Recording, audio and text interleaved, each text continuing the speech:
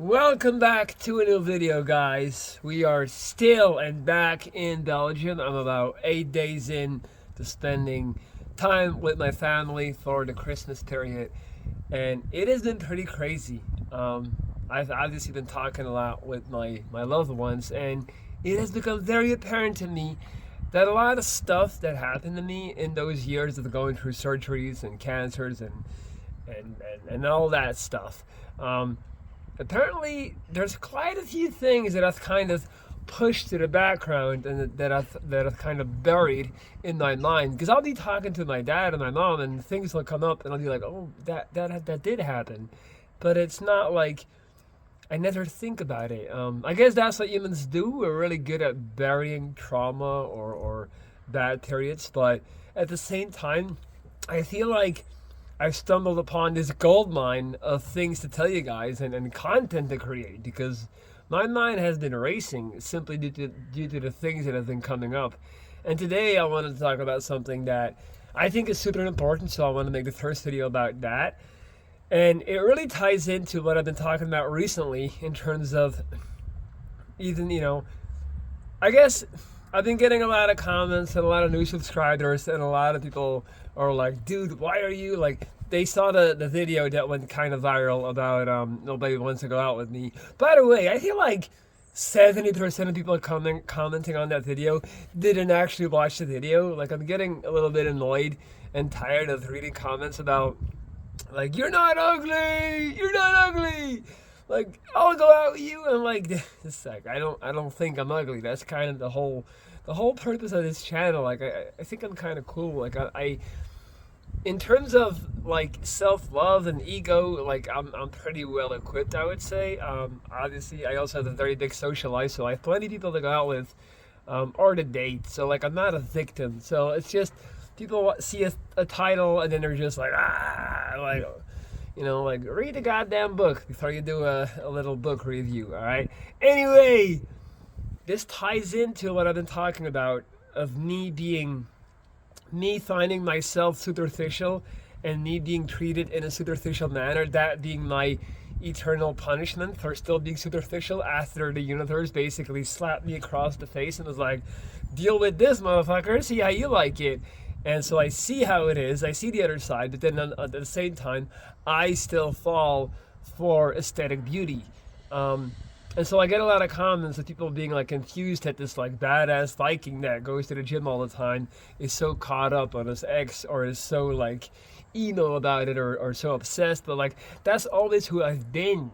Like, that is the real me. Like, I understand you guys see a physical shell and you make an assumption, but I am the guy that spends way too long pondering over a breakup. I am the guy that makes love songs for his exes. I'm that corny dude. That is me.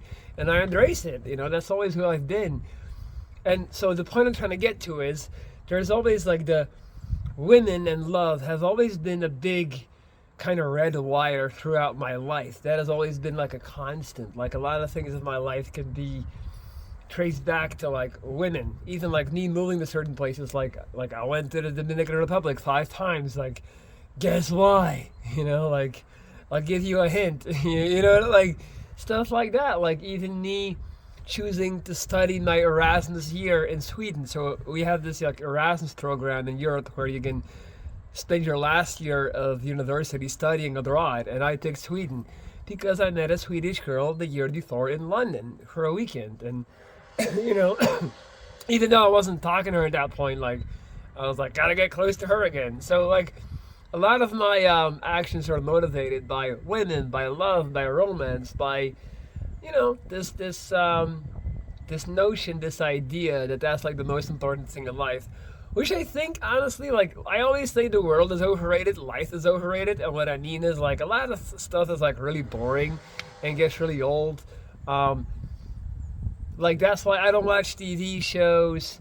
I don't really do a lot. I feel like my interests are going like this as I age. It just gets more narrow and narrow and narrow. Also, me being back here, I can't really spend more than 3 hours with somebody, like, hanging out. Like, 3 hours with any person, like, to me, that's usually sufficient. That's when I'm like, yeah, I think we've discussed all the important topics. Like, I'm good. I want to go home. So, for example, in Belgium, in my village, people tend to meet up at 8 p.m. and you go until 2 a.m., or 3 a.m., And so that's like a solid 5 or 6 hours of hanging out and drinking. Like, my social battery's done. It's not even my social battery. It's more like my bandwidth of interest and like being engaged. Like, I'm just like, there's just not many things that I want to spend more than 3 hours on, including people, is kind of what I've realized. Now, mind you, I am talking about like hanging out with people. Like, when that's the thing, it doesn't mean that I can't spend the whole day with someone, just vibing and hanging or doing something together. Like, I'm talking about like you're sitting down and talking, you know what I mean? So all of that to say, this is a super long-winded intro, but bear with me, guys. I've kind of, the importance of women and all that stuff. And something I realized, something that came up is that, so before my cancer, when I was, objectively speaking, not a bad looking person, like I was the way I am today, only then this side was exactly like this side. So I had a quote unquote perfect face, not a perfect face, just like in terms of biologically perfect, it was all there. All the pieces and bits and parts were there. And so like I was a tall, big guy. I was already hitting the gym. And I just looked the way I did now, but younger and without the scar. So like, again, like I think objectively I'm able to say I was not a bad looking guy. I wasn't David Hasselhoff, but I had a brazen personality. I was confident. I was social. And so what I always found was that it's something that I really struggle with. I never had issues like meeting girls or even like hooking up with girls. Like when I say hooking up, that doesn't mean having sex. To me, I know in English that means having sex. To me, I always looked at it more like making out. I remember like my grading system when I was like an 18-year-old. Maybe I'm just a big kid and I'm naive, or I was a late bloomer. But like I lost my virginity at 16, right? But to me, if I could like kiss a girl, like make out, man, up until like my cancer, basically when I was pulled out of the game, that was like a win. So I always used to think when people say like, oh, I hooked up with such as, oh, you made out. And then apparently later on I found out that for a lot of people that meant like actually having sex. But so for me, my point is like I was just content just like being able to make out with a girl. I was happy. And anything else was bonus, obviously. But so I would meet girls. I would make out with them. I would have one night stands too, guys. That did happen as well. But then I always found that for some reason, most women would very quickly lose interest in me. And I don't think I was that shallow of a guy. I think I had conversation. I think I had quite a lot to offer. But it just made me super insecure.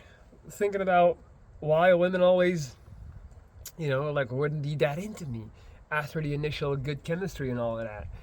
And so, as you guys know, what happened was, like, about the whole tumor in the jaw thing, because I had an extremely incompetent dentist that did not do her job at all, and didn't do a scan of my face, like a checkup scan, she did not notice, in her sheer incompetence, that my two wisdom teeth were pushing against each other, and by doing so, subsequently, they created a little bit of a hole in my gums, in which then over time, dirt and food accumulated, which then over time turned into an infection of my gums, all the way down there in that little hole. So there was no way out for the food, there was no way out for all the dirt, and that turned into an infection that then turned into basically a pus spewing fountain in my gums, which I had for years without noticing. But so what happened was I had this like literal liquid, this infection liquid, this pus in my gums that every now and then would squirt out. Yeah, guys, I know it sounds fucking disgusting, and like, how did you not notice? Like, there's this weird thing that happens with people, and I was one of them at the time. If you've never gotten sick, if you've never been sick, you kind of disregard symptoms. Like, you just, like, you don't even, it's not even something you really think about. It's like, you'll have symptoms that because you're such an Iron Man, because you're so invincible, because you're so like strong and healthy. The notion of that you might be sick, it doesn't even cross your mind. So like I would get sometimes like I would get like a bad taste in my mouth if I would do like a sudden movement, but I didn't connect the dots that that could be something bad. But so anyway, the point I'm trying to get to is because I had this little fountain of pus in my gums squirting in my mouth every now and then, I had the worst breath in the world. I stunk. Like legitimately it stunk. But I didn't realize that. That's another thing about you. Like you don't people that smell bad or they have like a body odor, like they don't really notice that because it's your odor, right? It's like people who have people who have like animals living inside the house. They also don't like when you visit them, you walk in, it's like, God damn, it smells like a zoo in here. It smells like, like a live animal cage. But the people that live in that house, they don't notice because that's their usual smell, right? So that's a thing. And by the way, if you're someone that has like 4 dogs and they're always on the couch and stuff, I'm not gonna make myself popular by saying this, but like, maybe you need to, you need to think about like, you think about that one. Anyway, so I realized that all these years I had horrible breath. And so these women, I would meet them, I would charm them, I would woo them, I would wah them, I would be like, what's up, big boy Benzo in the building, baby girl, what you drinking tonight? But then it would, and we would hook up, it would make out, whatever. But then at some point they would probably be like, God damn, this dude's breath is horrible, right? And so they would be like, they would find a reason. They would find a reason, like they would find a make-up reason to tell me like, I'm just not feeling it. In hindsight, the amount of girls that gave me some vague ass reason for like breaking up or no longer wanting to hang out, it was always on some like, I think you like me more than I like you type of stuff, Like it was always stuff, and I was like, what does that mean, right? And so I remember I had one of my best female friends in my class. This was at the first year of me being in college studying public relations and communication management. It was actually a bachelor program. One of my best friends, and she was a very assertive person. She had a big ass mouth, just like me. And so we would clash, but we were buddies. There was a lot of mutual respect there. And I remember one day, like halfway through my first year, I walked into class and I said something to her, and she goes, Lorenz, you stink. And I remember being so like, I was like, what? And I was so offended. I was so angry. I still vividly remember today how angry I was at her. Like, I think I didn't talk to her for like 3 days. And then she was like, she ended up apologizing, and because I was like, why would you say that? And like, how like, why would you tell me I stink? And in front of other people. But here's the kicker. Here's the plot twist. She was right, and she was being honest, and she was actually the first person to ever keep it real with me and to tell me like, dude, you stink. Like something's going on. And so all of those girls, like girlies that I used to hang with, they wouldn't say that. And so I had no clue. Like, if you really want to get deep, all of this could have been prevented had somebody had the balls to say, like, dude, you stink. Like, your breath is horrible. Like, people used to offer me mints. People used to offer me chewing gum. I didn't get the hint. Because I'm like, guys, and I think I should have said this way sooner in the video.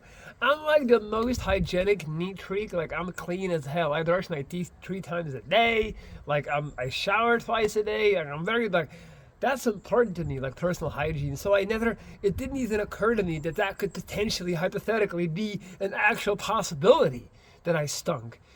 So, and then she apologized and it was fine. But and even then, I never took time to like take to stand still and think about it. Like, well, why are they telling me that? But that was it. It was because I would get this infusion of, I would get actual literal squirts of this stinking ass pus in my mouth. Like, and I'll breathe it out. Like, horrible. Like, I shit just talking about it. But my point is this, guys. And this is where the video is more about you than it is about me. No one's gonna tell you. No one's gonna tell you that you're fucking up in life. No one's gonna tell you that you're hopelessly out of shape and that you're obese and that you need to get your life together. Like, people don't really want to say that. Now more than ever, like, we've gotten so soft collectively as a society. People are scared as hell to say that. They're just gonna tell you what you want to hear. So, like, let this be like a very important message in the last couple of weeks before the new year. Like, there's a very strong possibility that you're not doing that good, or you need to make some drastic changes, but that no one is telling you that. So you're like, it seems to be fine. Like, like no one's really giving me any negative feedback. So, like, you have to look inward. And, like, I know there's a lot of people, like, right now it's a trend to not be too harsh on yourself and not be too, like, in your own head about it. Like, sure, I get that, but on the other side of the coin, like, no one's gonna keep it real with you. No one's gonna be honest with you like you. Like, I just, like, followed the signs, like, and again, don't just make something up out of thin air. Like, just try to, like, look at the data is what I always say. Look at the data surrounding you in your daily life. If things, if a bunch of people keep making remarks about your weight or about maybe the way that you dress, like, instead of being like me against the world, like all you are haters, like, maybe take a second to take a step back and consider that there might be some truth to that. Because I did not. I didn't even consider the possibility that I could actually stink. Because I had my Acqua di Gio Armani perfume on. I was bawling. I was like, man, there's no way I stink. I stunk. Alright?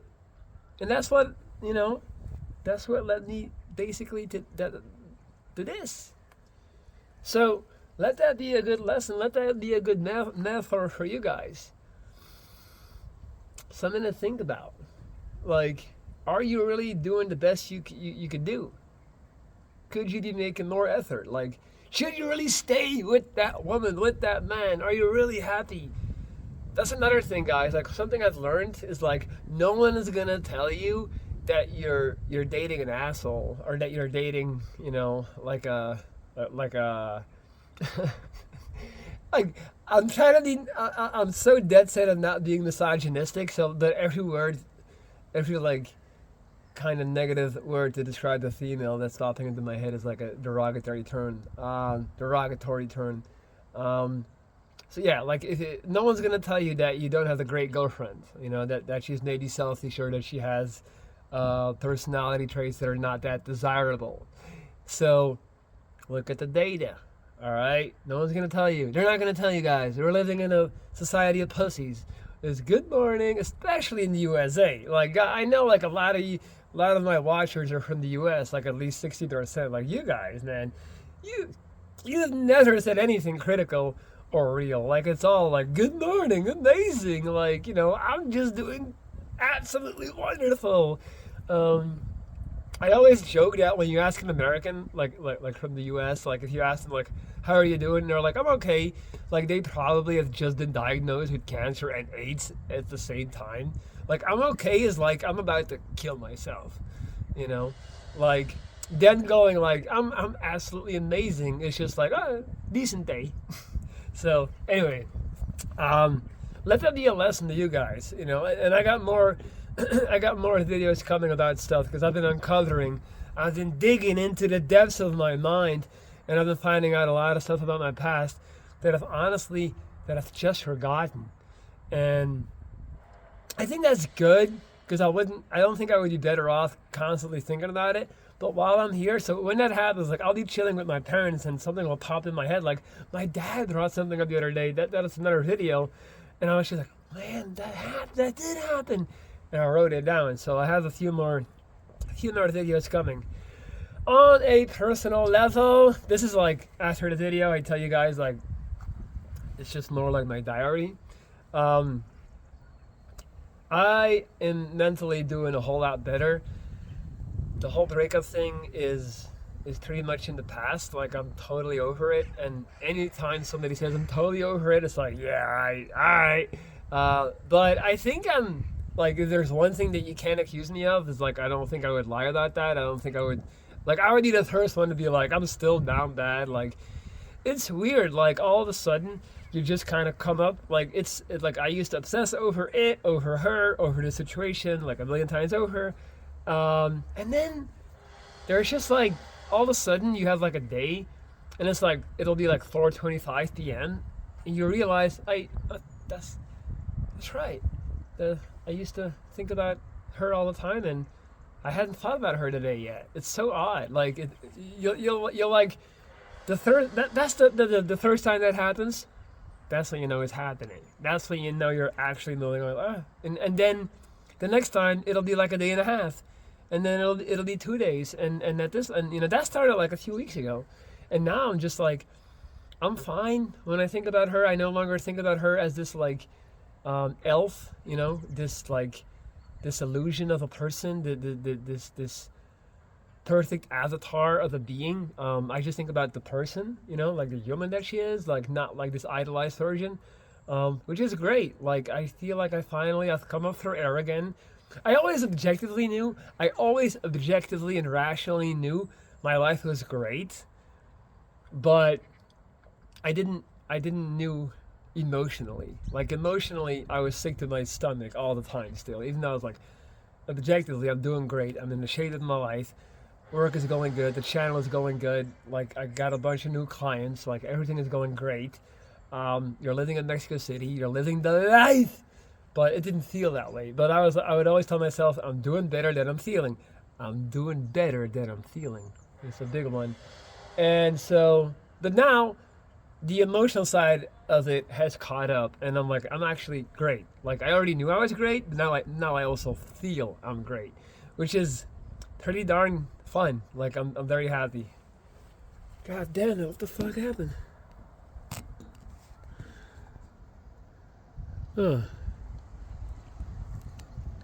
All right, the flash gave out, but we're still here. We're still here. So yeah, no, good.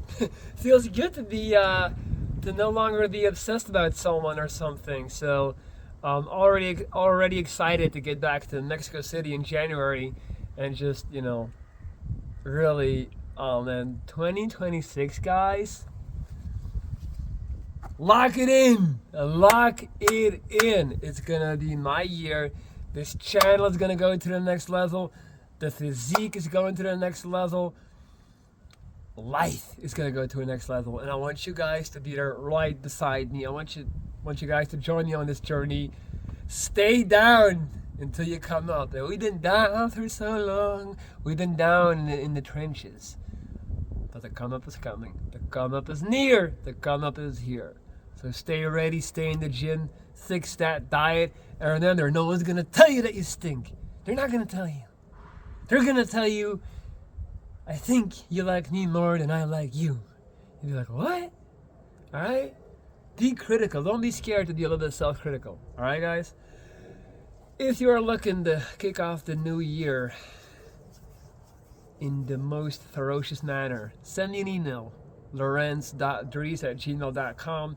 I still have new coaching slots available. I'm here to serve you, all right, to help you guys, to mentor you, to get better, to progress, all right, to make things happen.